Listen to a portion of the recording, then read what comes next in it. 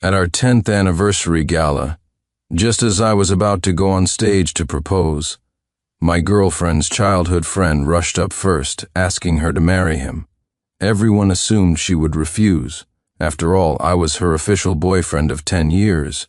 But with a face full of happiness, she took her friend Ethan Moore's hand and said, "Ethan's family is pressuring him to get married. As his good friend, of course I have to help him."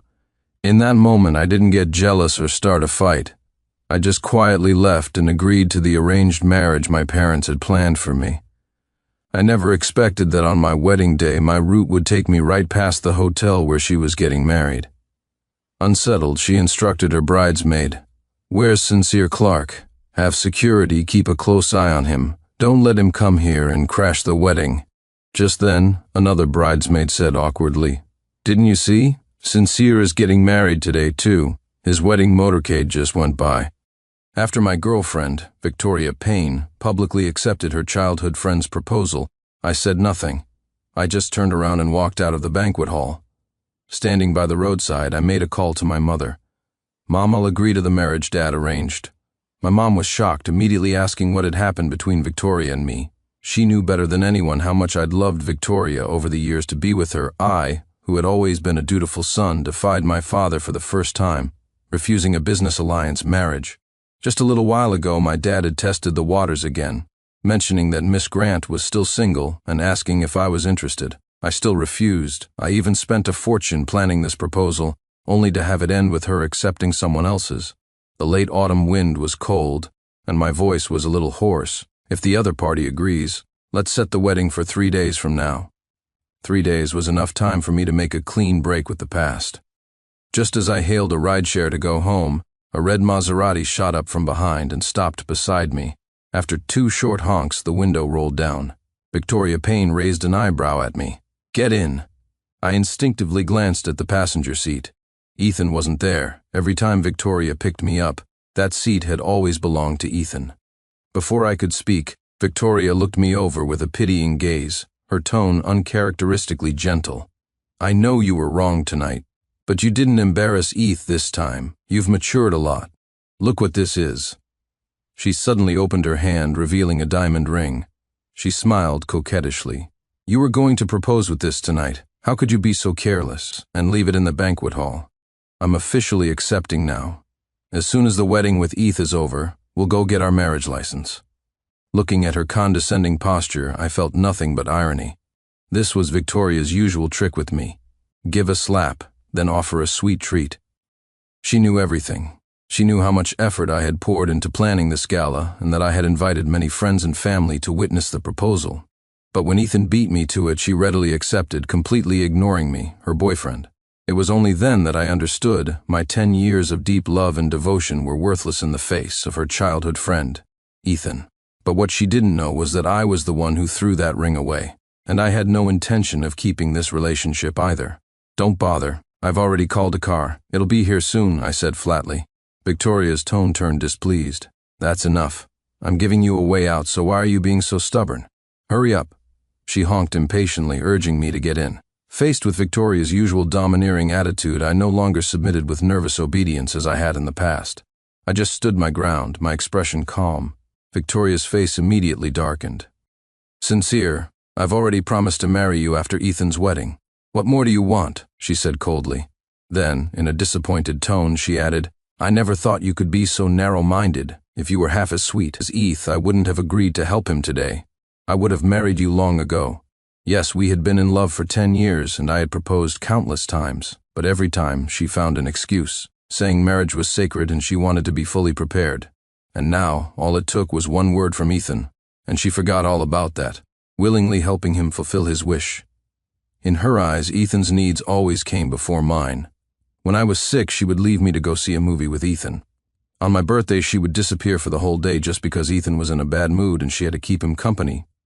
Back then, I kept telling myself that we had 10 years of history, that I had to hold a place in her heart.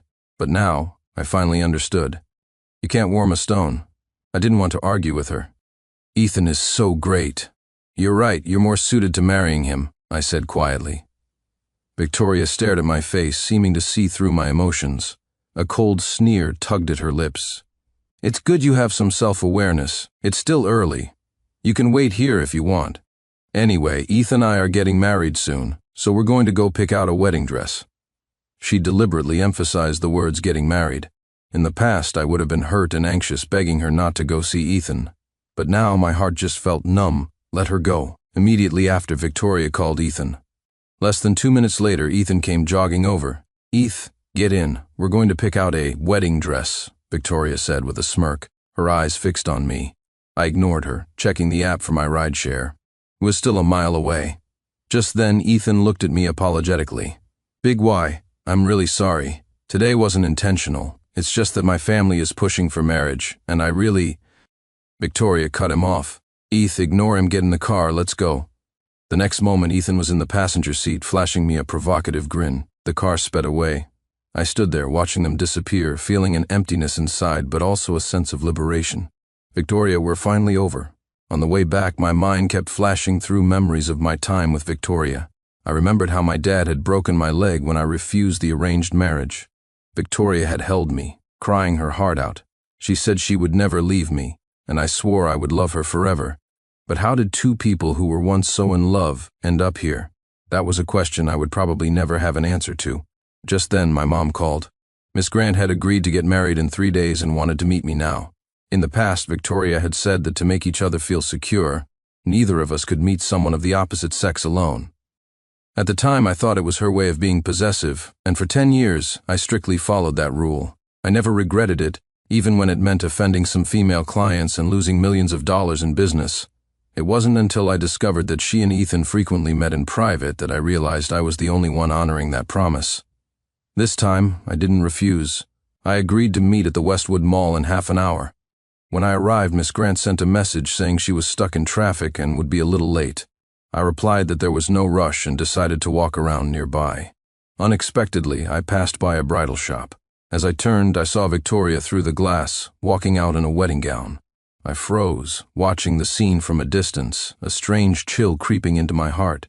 The next moment, as if sensing my presence, Victoria looked in my direction. Our eyes met. A strange expression flickered across her face, her eyes darting around for a second. She quickly walked out and stood before me, asking with a superior air, "Learned your lesson?"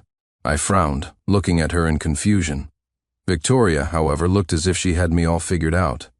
"Still pretending? Seeing me in a wedding dress for another man must have sent your jealousy through the roof," she said smugly. "You talk tough, but you still followed me here, didn't you?" I knew she thought I was here to win her back. "You're mistaken," I said calmly. "I'm waiting for a friend." "Waiting for a friend? You could at least come up with a better excuse. Fine, come inside with me. At worst, you can pick out a suit too, for when we get married later."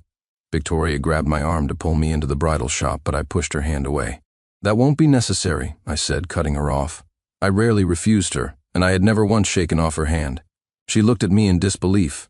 Victoria glared at me, annoyed. "Sincere, I haven't even blamed you for following us, and now you're giving me an attitude?" Just then, Ethan, dressed in a groom's suit, stepped between us and hastily started taking off his jacket. "Big Y, I know you must still be upset, right? Don't blame Vicky. I won't be the groom. Here, I'll give the suit back to you." He frantically tried to shove the suit at me. In the scuffle, he intentionally threw himself backward, crying out in pain. "Big Y, how could you—" Seeing this, Victoria rushed over and shoved me hard. I stumbled into a lamppost and fell heavily to the ground with a grunt, my hand immediately turning blue. Victoria's expression changed for a second, but it quickly hardened again as she snapped at me. "Sincere, that's enough. Even if you're angry, you can't take it out on Eth. I was the one who agreed to this. If you have a problem, take it up with me." My hand was trembling with pain, and I was in no mood to argue. But Victoria helped Ethan up and pointed at me, commanding loudly, "Apologize to Eth right now," before I could speak. A fashionable, slender young woman suddenly walked over and interjected. "Apologize?" He clearly fell on purpose with that. She held up her phone where she had recorded the subtle movement of Ethan faking his fall. Ethan's face paled. He quickly tried to explain, "Vicky, I just—" Victoria didn't even look at the phone. She turned to me and demanded, "Who is she?" "I'm Sincere's fiancée." It was only then that I realized she was the woman from the arranged marriage, Serafina Grant. Countless times, for Victoria's sake, I had repeatedly rejected the marriage proposal from the Grant family, causing Serafina to lose face in our social circle. But now, the woman I loved had attacked me for another man, while the one defending me was the fiancé I had constantly criticized and refused to marry. The irony was not lost on me. Victoria's eyes darted between Serafina and me. Soon, as if she understood something, she sneered. "Sincere, you actually hired an actress to make me jealous? Let me tell you, no matter what tricks you pull, I am going through with this wedding with Eth, and no one can stop it with that." She shot a disdainful glance at Serafina's hand on my arm, then turned and left with Ethan. Serafina wanted to explain further, but I stopped her and shook my head. The moment Victoria pushed me aside to protect Ethan, I clearly realized that whatever she thought no longer mattered to me. "Let's go get something to eat first," I said. But Serafina shook her head. "No, your hand is injured. We're going to the hospital to get it treated first." I was about to say it was unnecessary, but she stubbornly pulled me into her car and started driving toward the hospital. Watching her carefully ask the doctor about aftercare instructions, I couldn't help but think of last month. I was at home with a high fever and called Victoria. She said she would be right back to take me to the hospital, but I waited until midnight and she never came. I had to call an ambulance myself to barely make it through. Later, I saw on Ethan's social media feed that he had gotten a paper cut that day, and she had spent the entire day with him. It was after 10 at night when I parted ways with Serafina. I didn't go back to the home I shared with Victoria, but to my old bachelor apartment instead. As soon as I walked in, I saw Victoria sitting on the sofa, looking at me coldly. Her voice was laced with sarcasm. Well, why didn't you bring your fiancé back with you?" I didn't answer her, just quietly changed my shoes. Victoria stared at me. After a long moment, she said lightly, "I'll let the whole hiring an actress thing slide this time, but don't let it happen again. I know you're not happy about tonight, but this is just to help him deal with his family. I told you, we'll get our marriage license 3 days from now, after the wedding. If you don't believe me, I cut her off flatly. "I need to rest. If there's nothing else, you should go home." Victoria was about to explode with anger, but in the next second, her tone shifted. "I'm sleeping here tonight. I didn't want to argue. Suit yourself." I turned to go to my room. Just as I was about to close the door, Victoria suddenly came over and blocked it, staring at me. "You're going to sleep in a separate room?" I couldn't even be bothered to find an excuse anymore. I just pushed her aside and shut the door. The next second, I heard the sound of things smashing outside. Victoria's shrill voice rang out. "Is this never going to end, just because of one fake ceremony? When we were picking out the dress today, I told you to come in and pick a suit, but you refused. If you don't come out, I'll wait all night. Let's see how long you can stand it." I ignored her shouting, silently put in my earplugs and went to sleep. I don't know how long I slept before I was woken up by a message from Ethan. He had sent me several photos. It was him in a hospital bed with an IV drip, and Victoria by his side, watching over him all night. He added a taunt, "Sincere. So what if you dated Vicky for 10 years? All it took was one word from me, and she came running to my side. In the past, I would have immediately called her to demand an explanation. But now, I couldn't be bothered with his childish tactics. With my sleep already disturbed, I decided to go to Victoria's place, pack up all my belongings, and move them back to my apartment. When I got home, I was coordinating the next day's wedding procession when there was a sudden knock at the door. Victoria and Ethan, who should have been busy with their own wedding preparations, were standing at my doorstep. The moment she saw me, Victoria's smiling face, which she had been showing Ethan, turned serious. "Eth and I are getting married tomorrow. You stay home and behave. Don't go looking for trouble, you hear me?" I felt a surge of irony. Tomorrow was my wedding day too. Of course I wouldn't be going to hers. You're overthinking it. But Victoria stared at me. "Don't be stubborn now, only to show up tomorrow and make a fool of yourself. This wedding is just a ceremony. Eth and I have spent the last few days putting a lot of effort into this. You absolutely cannot let our hard work go to waste." Just then Ethan also pleaded with me. "Big Y, this wedding is just to fulfill my family's wish. Don't worry, when you two get married, I'll definitely give you a big gift. So please, just let this go." I was still busy finalizing the timing for picking up my bride. "I understand," I said blandly. "If there's nothing else, I have to get back to it." "Wait a minute." Victoria suddenly stepped in front of me, lowering her voice. "I don't want to fight with you in front of Eth. After tomorrow you will move your things back immediately. And don't try to test me with these games, I'm not falling for it." Without giving me a chance to reply, she took Ethan's arm and left. I just shook my head, turned around, and went back inside to continue planning my wedding. The next morning I put on my groom's suit and set off with the wedding motorcade. On the way, we passed a hotel decorated with a red carpet and celebratory banners. I took a second look and saw the banner read, "Congratulations to the groom, Ethan Moore, and the bride, Victoria Payne, on your happy wedding." I couldn't help but feel a bit emotional. What a coincidence that I would pass Victoria's wedding hotel on my way to pick up my own bride. I had always thought I would be the one to marry her in the end, but I never imagined that on the very same day she would marry another man, and I would marry another woman. Remembering that my bride was waiting, I didn't dwell on it. I stepped on the gas and drove on. At the same time, in a dressing room on the second floor of the hotel, Victoria watched through the window as the motorcade sped past. She felt a sense of unease.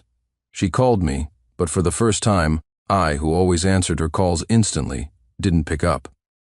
After a moment's thought, she called over a bridesmaid. "Go tell security to guard the doors. Don't let Sincere get in. We don't want him causing scene." Just then, another bridesmaid stood up in surprise, pointing at the window. "Vicky, didn't you see that just now? Sincere is getting married today too. His wedding motorcade just passed." Victoria froze for a second, then shot up and looked out the window. Chapter 2. What did you say? The motorcade that just passed it was Sincere's wedding motorcade? Victoria asked in disbelief, her face a mask of shock. The bridesmaid nodded hesitantly. "Weren't you worried he would come crash the wedding?" "Well, now you don't have to be," she said weakly. Before she could finish, Victoria's voice rose sharply. "Give me your phone." The bridesmaid quickly handed it over, and Victoria began dialing my number again and again. Meanwhile, I had arrived smoothly at the hotel to pick up my bride. Seeing Serafina sitting on the bed in her wedding gown, looking shy, a subtle warmth stirred in my heart. Just as I was about to walk over, my best man came up to me anxiously, holding my phone. "Sincere, your phone has been ringing off the hook. It might be something urgent." I took it and glanced at the screen. It was Victoria. Shouldn't she be happily celebrating her wedding with Ethan right now? Why was she calling me? Just then, Serafina gestured for everyone else to leave the room. "Go ahead and take it," she said softly. "I don't mind."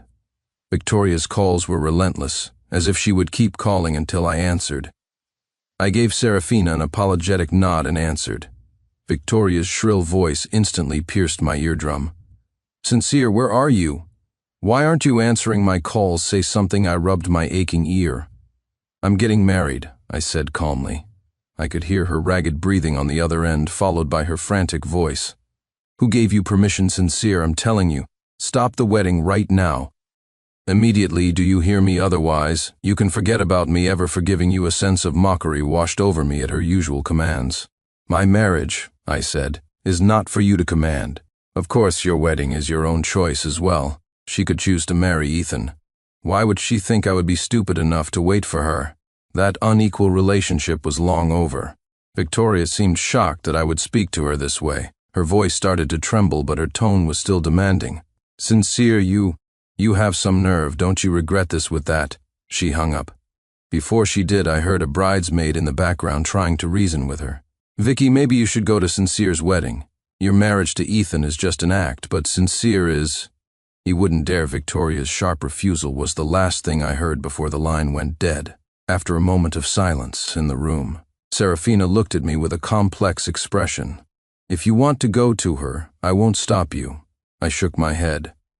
Now that I had made the decision to get married, there was no future for Victoria and me. The wedding ceremony continued. It was evening by the time everything was finally over. In the car on the way to our new home, Serafina suggested I take a nap, worried I was too tired. But my mind was crystal clear. "Serafina, why did you agree to this arranged marriage with me?" I started the conversation. This was something I had been wanting to know.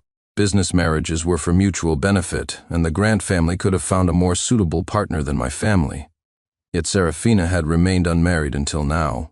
Although it seemed unlikely, I couldn't help but wonder if Serafina had been waiting for me. Serafina's expression immediately became a little unnatural, and a faint blush crept up her cheeks. "Why are you asking that?" "Just curious." Watching her reaction, I felt even more certain there was a secret I didn't know.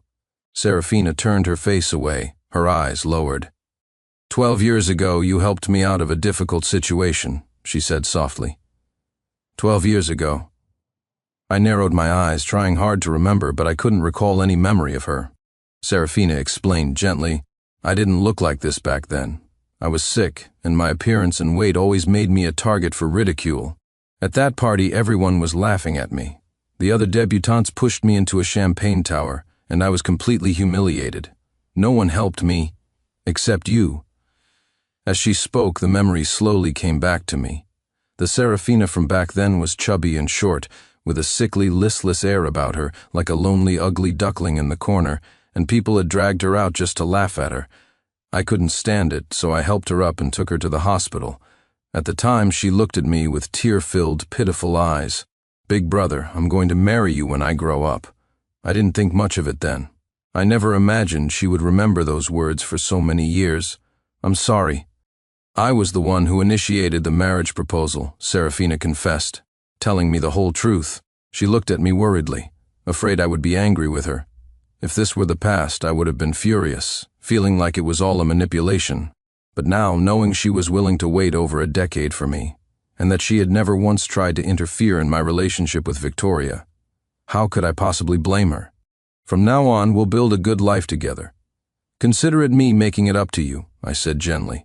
Serafina's eyes widened in surprise, a look of joyful disbelief flashing across her beautiful face. I smiled back. After we returned to our new home, it was just the two of us, and we were about to face our wedding night. I wasn't really ready for it. I just said I was going to take a shower first, temporarily escaping the awkward situation. But when I came out of the bathroom, Serafina was staring at her phone, her brow furrowed in anger. What's wrong? I walked over and saw Victoria's post on her social media feed. In a room decorated for a wedding, she was sitting on a large wedding bed in a traditional gown with Ethan, who was dressed as the groom. They were holding their faces close, making a heart shape with their hands. There were other photos of them linking arms to drink champagne and a kiss on the forehead. The caption read, "Our wedding night, a moment to remember." She had specifically tagged me. Underneath, there were many likes and comments congratulating the newlyweds. Serafina frowned. She tagged you on purpose. She clearly wants to humiliate you. But I shook my head. I knew exactly what Victoria was doing. She was provoking me. I had defied her command, and this post was her way of getting back at me. Tagging me meant she was furious, but since I had gone through with my wedding, I had no intention of making peace. I liked the post and commented, "Same to you. She got married. I got married." It was a mutual joy. After commenting, I put down the phone, but then I didn't know how to diffuse the awkwardness of what was supposed to happen next. Serafina, ever so understanding, said, "I won't force you. When you're ready to accept me, I'll be here." With that, she went to the guest room to sleep. I felt an indescribable emotion. This feeling of being considered, of being cared for, I hadn't experienced it in a very, very long time. Victoria had always been domineering, never caring about my feelings. I had to obey her unconditionally. Otherwise, she would throw a tantrum. Even when she was wrong, I couldn't say a word. But now I knew, a healthy relationship is one between equals. In the middle of the night, I was suddenly woken by a phone call. It was Victoria's best friend, Zoe Adams. "Sincere, what the hell are you doing? Vicky is about to spend her wedding night with Ethan, and you're not even worried. Get over here, now you know Ethan has a thing for Vicky. What if they turn this fake marriage into a real one? You'll lose your chance for good." I found this strange. Zoe had never liked me and always tried to set Victoria up with Ethan. Why was she suddenly so concerned about us? It was obvious who was behind this. As Victoria's best friend, isn't it a bit inappropriate for you to be encouraging me to disturb someone on their wedding night? I said flatly. Zoe was speechless. She never expected this kind of reaction from me. She was silent for a few seconds before saying anxiously, "Yes, what Vicky did, fake marrying Ethan, was a bit much. But it's already happened. Are you just going to do nothing? You two were together for 10 years. Are you really going to let her be with Ethan?" I pinched the bridge of my nose, wanting to laugh. "Did Victoria not tell you that I'm married now? Tonight is my wedding night too. I don't have time to worry about another man's wife." With that, I hung up. The next morning, I woke up and made breakfast for Serafina. As we were eating, Ethan suddenly called me. Sincere, Vicky's missing. You have to help me find her. I've looked everywhere nearby and I can't find her. I couldn't help but frown. What kind of hide-and-seek game were these two playing so early in the morning? I'm busy. As I spoke, I put some food on Serafina's plate. Ethan on the other end started yelling at me. Sincere, you're a real piece of work. Vicky cried all night yesterday because of you. And what were you doing? Spending time with another woman. Are you even human? If anything happens to Vicky, you'll be responsible for the rest of your life. I didn't bother listening anymore and just hung up. Serafina, however, had overheard the conversation. She looked at me searchingly. Maybe we should go look for her? No need. I didn't want anything to do with Victoria anymore. Knowing her, this was just another one of her dramatic attempts to control me. If I went to find her, the next step would be her escalating her demands, forcing me to obey her commands. Over the past 10 years, I had seen this kind of thing countless times. After breakfast, I went with Serafina for a walk nearby to buy some daily necessities. On the way back, Serafina suggested we take a stroll in the park up ahead. That park was where Victoria and I had first started dating. But since I had already moved on, I didn't feel the need to deliberately avoid it. During our walk, Serafina went to buy me a bottle of water. I walked ahead to the lake to wait for her and saw Victoria sitting on a bench looking at her phone. I didn't plan on saying anything, but she saw me. She quickly walked over. The moment she saw me, her eyes filled with tears. The next second, she threw herself into my arms, sobbing. You bastard, you're a bastard. I really thought you didn't want me anymore. You actually let me marry another man. You didn't even come to crash the wedding. You even married another woman. She cried and cried, her tears soaking my shirt. I tried to push her away, but she held on tight. After crying for a long time, Victoria finally calmed down. She looked at me with teary eyes. Dump that woman. Let's go get our marriage license. Let's get married. Seeing that she had finally composed herself, I said calmly, Vicky, we're over. Victoria's fragile composure shattered. She stared at me in disbelief, her voice trembling. What did you say? Sincere, are you breaking up with me? I nodded. We're both married now. Some things don't need to be spelled out. But you know my marriage to Eth is fake, Victoria interrupted frantically. I shook my head calmly. Real or fake, this is as far as we go. Just as I finished speaking, I saw Serafina returning with the water. I walked over, put my arm around her shoulder, and introduced her. Serafina. You've met. She's my wife now. Victoria stared at Serafina, tears streaming down her face. Sincere only married you to make me angry, she said desperately. Sincere loves me. Not you, it's because of me, because I insisted on helping someone else with a fake marriage that he got angry. If I just coax him a little, he'll make up with me. Serafina frowned at her and said coldly, when you were fake marrying someone else, did you ever think about his feelings? He's mine now, and I won't give you another chance. Victoria tried to say something else to me, but I took Serafina's hand and walked away. For the next few days, Victoria tried to corner me at home, but I never saw her. Until one morning, as soon as I opened the door, Victoria squeezed in and handed me a lunchbox. Sincere, I made you a special lunch. Won't you try it? Just then, Serafina came out of the kitchen, hearing the noise and saw the scene. I didn't want to take it, so Victoria opened the lid herself, revealing seafood porridge. Sincere, you love my cooking the most. Just have a taste, she said with a smile.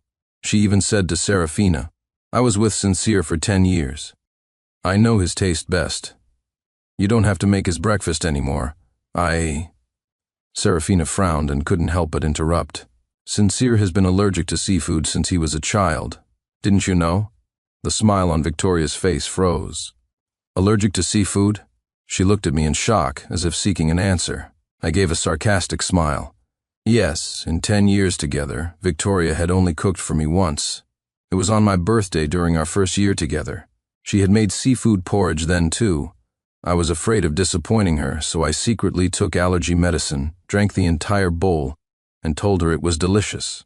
After that, she never cooked for me again, and throughout our 10 years together, every time we ate out, I would mention that I couldn't eat seafood.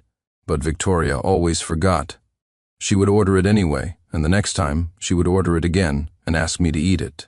I always thought she was just a bit careless and forgetful, until I saw her having dinner with Ethan once.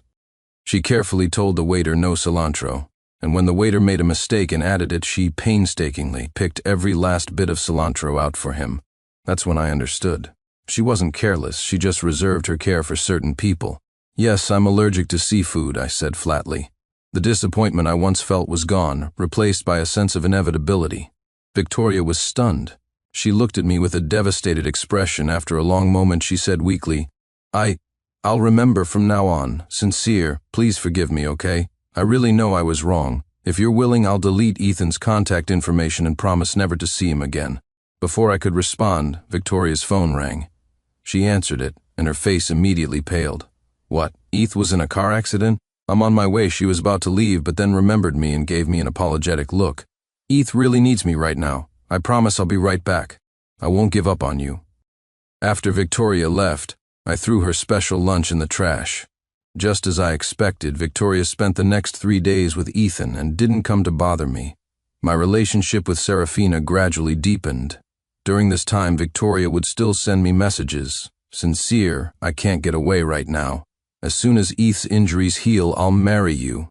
Hurry up and leave that woman. I won't hold it against you, and so on. I finally got fed up and replied, stop bothering me.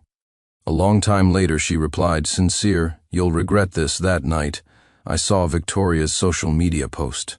She had taken all our memories from the past 10 years, photos, love letters, gifts, and set them all on fire. The caption read, In the future, I'm all I need. A mutual friend commented, asking what had happened between us. Victoria replied that she had dumped me. Soon after, a friend called to ask me for confirmation. I just said gracefully that we weren't compatible and had broken up. In the days that followed, Victoria would frequently show off her blissful relationship with Ethan. I would always come across it unintentionally. Either I'd see them in the background of a mutual friend's video, or their posts would be pushed to my feed on social media. I always just scrolled past, feeling nothing at all. 6 months later, Serafina found out she was pregnant. I went with her to the hospital for a checkup and happened to run into Victoria in the hallway. She saw me from a distance, and tears immediately started streaming down her face. Her eyes couldn't seem to leave my face.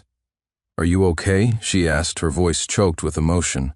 I couldn't help but frown. I almost didn't recognize her. Victoria looked so haggard, as if she had aged several years. Sincere, I regret it so much.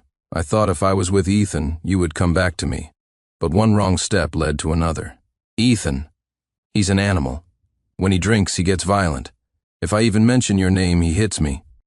You would never even dream of hurting me, she muttered to herself, tears streaming down her face. I only realize now how good you were, how you spoiled me and always gave in to me.